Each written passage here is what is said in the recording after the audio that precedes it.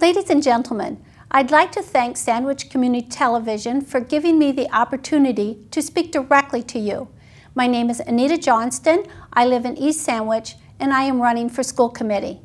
Much of what I am going to speak to you about today may not surprise you, but I am hoping that you will listen to what I say and how I believe that I can help both those residents and taxpayers who have children in the Sandwich schools and those who do not. Families with children too young to attend school, and those families whose children have completed their public school educations. Whether or not you have children in Sandwich School District and whether or not you are a taxpayer, who you elect to the school committee can and will affect what the town asks of you in your taxes to fund your school district as well as the quality of the town school system. You've seen, heard, and even experienced the fact that in today's economy, towns, taxpayers, school boards, teachers, and students are facing unprecedented financial stresses that threaten the quality and educational offerings of public education. School committees are faced with finding new ways to preserve educational quality with diminishing financial resources. Taxpayers are demanding that their hard-earned tax dollars are spent wisely and efficiently. I said that I believe that I can help with both those situations. That's a mighty high goal, and you might be asking yourself, what does Anita Johnston, candidate for school committee, bring to the table? That is a fair question, and one that should be asked of every candidate for every elected office in town. I have a master's degree in education, and I've successfully taught mathematics at both the high school and college levels, so I have hands-on appreciation of what teachers are experiencing. I was a college administrator, so I know the pressures that school officials face in running the schools, as well as the knowledge of how public school students can best be prepared for the transition to a college level. My experience working with the college educational budgets gives me a working knowledge of how to set financial priorities and how to work with and maximize available resources. I have been very involved in developing mathematics curriculum as the tools of computing have moved from the slide rule to the graphing calculator to computer algebra systems. This work has included several terms of office on professional mathematics organizations and membership on several committees that ranged from developing the test for Michigan Teacher Certification Mathematics to advising the middle school mathematics curriculum, the Connected Mathematics Project. I am the author or co-author of several published articles and texts on topics of mathematics.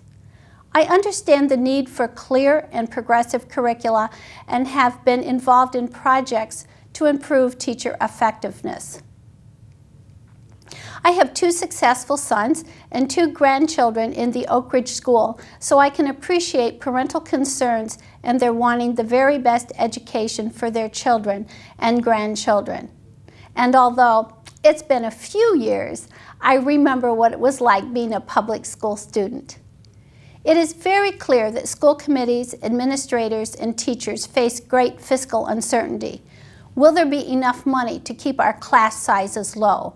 Will we have enough in our budget to hire highly qualified teachers and to pay them a fair professional salary?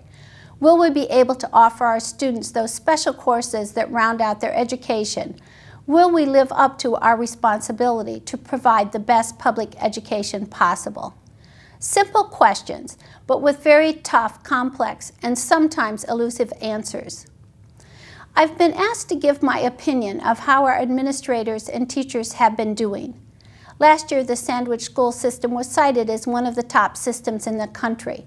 That is a great achievement.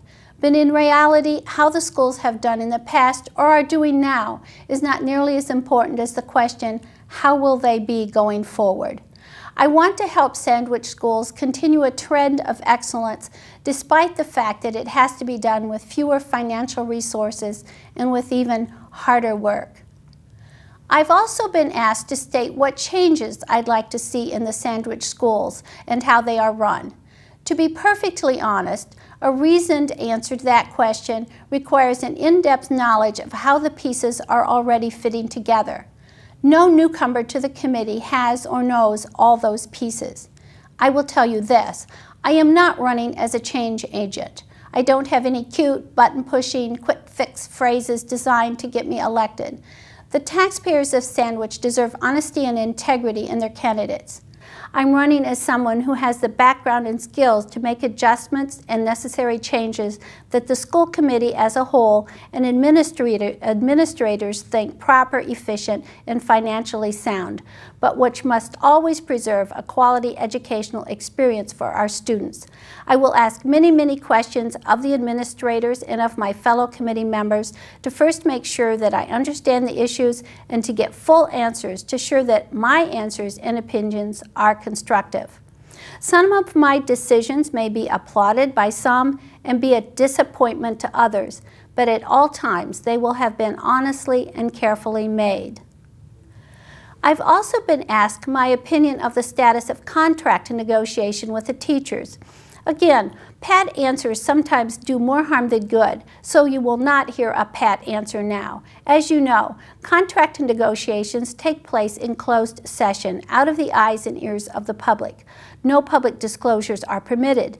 That is a long-standing and surprisingly efficient practice used by nearly every school system in the state. It minimizes politicizing positions, assures that questions and answers can be exchanged between the parties with candor, and allows for more fruitful and fairer outcomes. It does not surprise me that negotiations have taken so long, for never before have financial constraints, greater accountability, and possible staff reductions been so real. Some teachers may even see the outcome determining whether or not they will have a job, and some administrators may see the outcome as trying to get the best results with less money. Only those persons who directly participate in those closed sessions have all the facts. No one else does, regardless of what you may have been hearing. What we have been seeing of late is evidence of the natural frustration that the parties are experiencing because their choices are so limited and the challenge is so hard to reconcile. Unlike in a business environment where increased employee expense can be added to a product's cost at the checkout counter, no such alternative exists in public education. It should go without saying that taxpayers of Sandwich feel stretched to their limits. It seems that every department or program is vying for their tax dollars with hopes of getting even more tax money to support their cause and function. No candidate for school committee can promise to reverse that, but as an honest candidate for the school committee, I can say that I will work hard to stem that tide, to hold the school department to efficiency, quality, and cost effectiveness, and to hold teachers to high professional standards and responsibilities in teaching our children, to listen carefully to parents as they seek the best education for their children, and to bring to the table a voice for the taxpayers, the ones who have to pay the bills, whether or not he or she has children in our schools. I will work hard to keep my campaign commitment to be the right choice for all voters. Please vote on May 10th for the balloted school committee candidates Anita Johnston, Andrea Killian, and Travis Andrade.